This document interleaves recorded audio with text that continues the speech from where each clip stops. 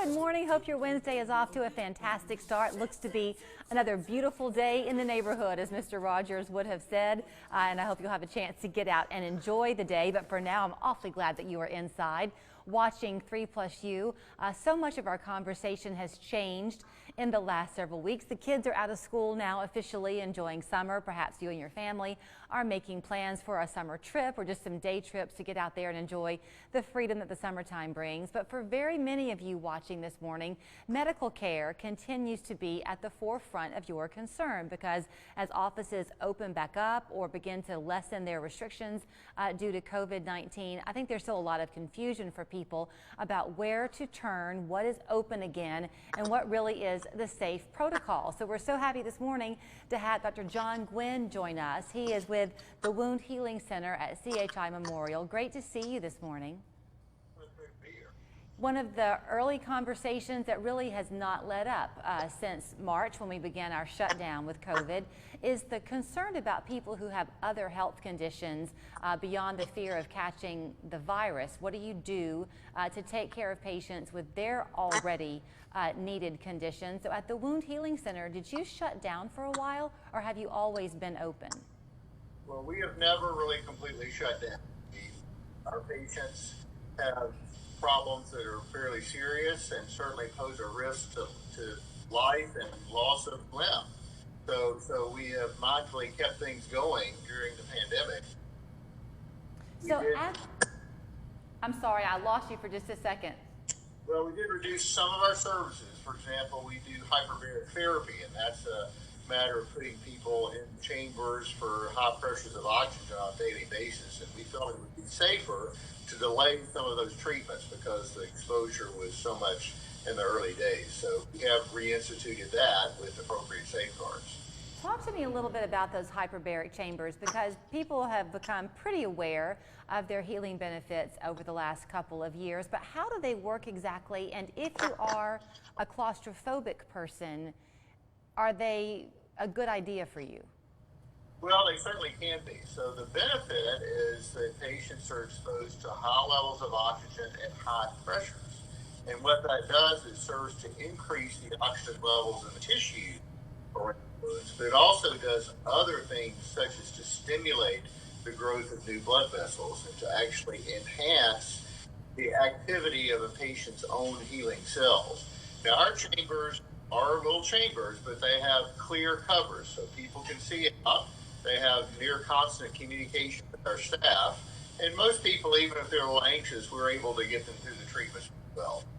So who are you seeing use them the most? Is it diabetic patients? Do people with vascular issues use these? Who uses the chambers?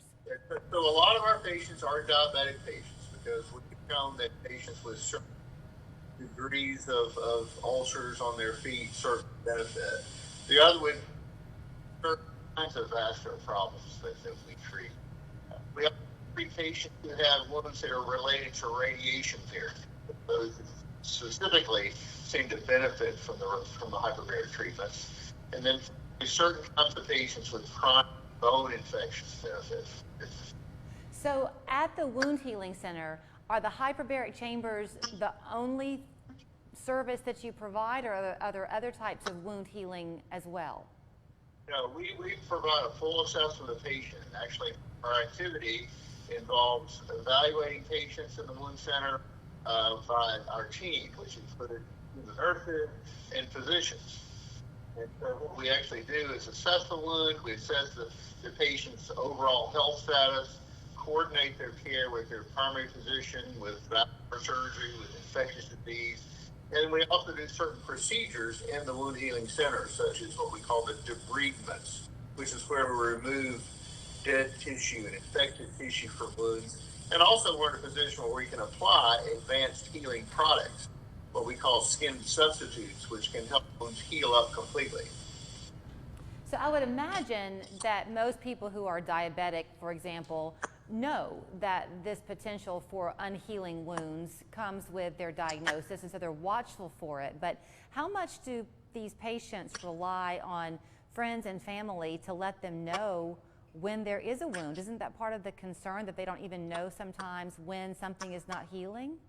That's correct. So many patients with diabetes have what we call a neuropathy, so they don't actually sense the bottoms of their feet very well. That's it. Number one, gets them into trouble when they develop a wound and they don't know it's there. And so sometimes it is a family member or their provider who actually sees the wound. Or unfortunately, sometimes when it progresses to a point where it's infected, they actually seek medical. And so that's one of the things we teach for prevention and for reducing is to sort of pay a little bit more attention to the bottoms of those feet, even with mirrors and other things on a daily basis. We are seeing people, as you well know, who are concerned about COVID-19 in varying degrees. So some people are very, very cautious. Other people are saying, you know what, I'm going to take my chances. With your demographic that you're seeing, though, at the Wound Healing Center, I'm assuming that they're in a little bit of a compromised situation health-wise. So I'm guessing you're taking a lot of precautions. Oh, absolutely, and they are at elevated risk. And of course, our policies are that all of our staff are screened for symptoms and fever and things like that on a daily basis. We also wear masks. I took mine off for the interview, but we're typically wearing them all the time around the center. Hand washing has always been a part of our practice, but it's even more so. The patients themselves are screened via a questionnaire, and we have arranged our scheduling so that they come in and really have almost no contact, for example, with other patients in a waiting room. The waiting is very minimal, and they're spread apart so that there's not a lot of interaction with other patients. And can you come in with a family member, or is it just the patient allowed in? Now we like to just have the patient, but there's certain times when family members are really critical to the care of the patients to help with understanding what's going on and also to help with teaching for what needs to happen later. Mm-hmm. So again, those selected people are go through the same screening process and protective measures come back with them. Well, you were very good to share some time with us this morning, and I'm so glad that you've been able to find a way to adjust to these circumstances and continue to give the care that people need. I'm happy to do so, and we're glad to be here on the air. Great to see you, Dr. Gwynn. Have a great rest of your day. You too. You can catch up with Dr. Gwynn and the rest of the staff at the Wound Healing Center at CHI Memorial. Their phone number, 495-HEAL. That's 495-4325. Online at simplymemorial.org/wound. We're back with more 3+U right after this.